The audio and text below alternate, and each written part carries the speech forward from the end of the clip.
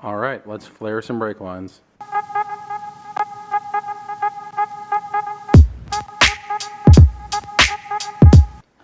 All right, and this set can do a double flare, which is the most common kind you're going to find. There's also a bubble flare, which I don't have, so I didn't worry about buying a set that would do that.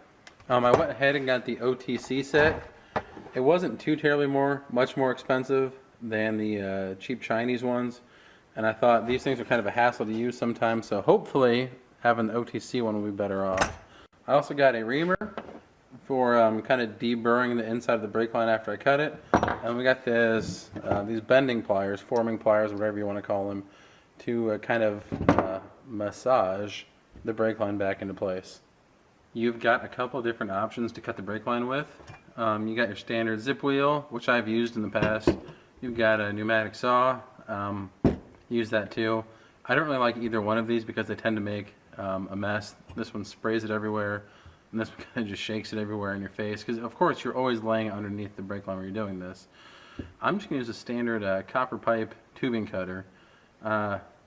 With this too, you always get a nice perfectly true straight cut. So this is what we're going to use tonight. If you don't have one of these will be fine. You'll get the job done.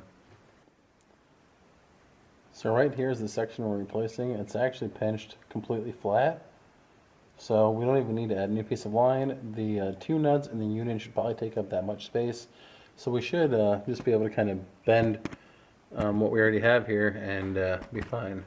And we're going to go ahead and clean that up with some steel wool to start with.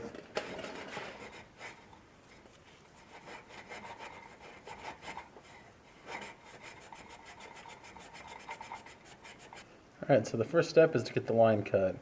We're going to start back nice and far to make sure we're not getting any of this weird flat spot going over the rollers in this and making our cut crooked.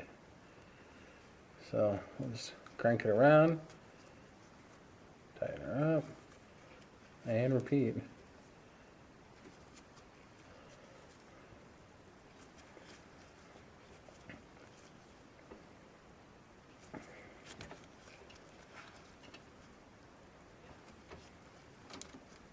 There we go. Nice, perfectly straight cut, and like you saw, there's no mess. It's not spraying brake fluid everywhere. Alright, after you get the line cut, you want to take your reamer and make sure the inside is deburred. I feel like this is more important if you're using a zip wheel or one of those little air saws. I feel like the plumbing line cutter does a much cleaner cut. So this is 3/16 line, so we'll be using the smallest hole. And the way you set this up is you get the adapter here, this little guy, and it says the line should protrude as far as the flat on the adapter. That's how you set the depth of your line. That looks pretty darn close. Then you tighten down the wing nut closest to your line, and then your other one. And these you pretty much can't get too tight. If they're too loose, your line's just going to be forced back in through the tool, and it's going to do absolutely nothing at all other than frustrate you. And right now, I just made the biggest mistake you can make. I would have guaranteed a perfect flare, because every time you make this mistake, you get a perfect flare. You've got to put the nut on first. You've got to put the stinking nut on the line before you flare it. Every time you forget, I swear it is the best flare you've ever made, without fail. Oh goodness, I'm glad I caught that. Alright. Okay, let's get that depth set again. Alright, that looks pretty good. Like I said before, you tighten on this wing nut first, then the farthest wing nut. We're going to go back and double check with the adapter, make sure it's still looking good. Yep, that's looking good. Then I like to take, is my handle for this piece is not fixed. It comes out. I like to take that and tighten down the wing nuts with it. Make sure they're tight. Alright. And if you're doing like aluminum lines, you wouldn't need to do this. They're not going to go anywhere. But these factory steel lines, man, they are stout, and they don't always like to flare the best. They fight you. So then you take your adapter, you put the little pin there inside the line, and then you come back with this guy, the clamp, the forming tool, whatever you want to call it. Stick it over top.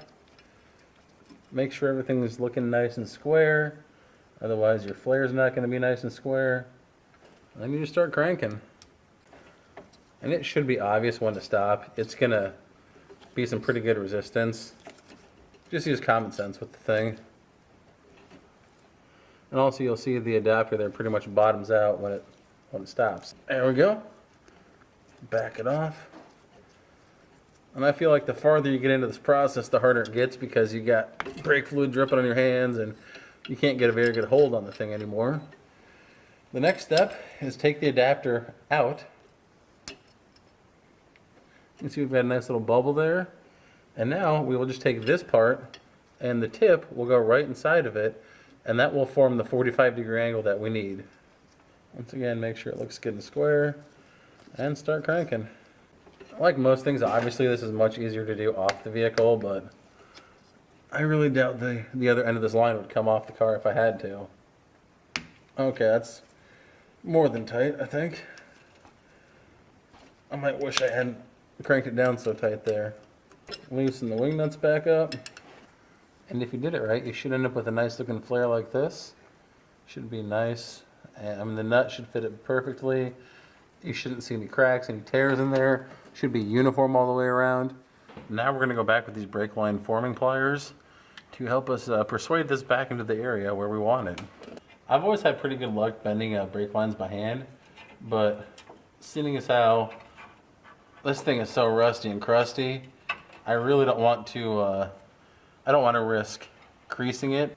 And miraculously, we were even able to reuse all 3 of the factory mounting points.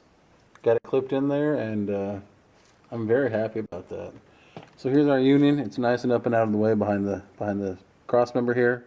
Now all that's left is to take the bleeder screw out up here and bleed this line. Now obviously it would be best to bleed all 4 wheels. I am not going to do that because I don't know if I'll even get this one out.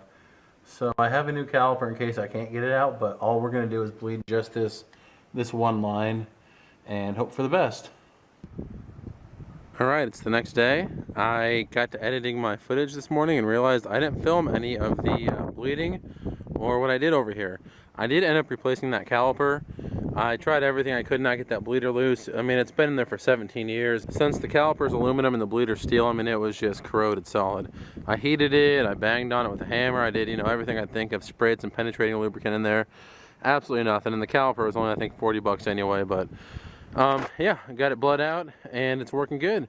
No problems at all. The connection down there is not leaking a drop. I checked it out while I had somebody putting pressure on the brake pedal, and it was good to go. So if you guys like this, please stay tuned, comment, rate, subscribe, and I'll see you next time. Thanks.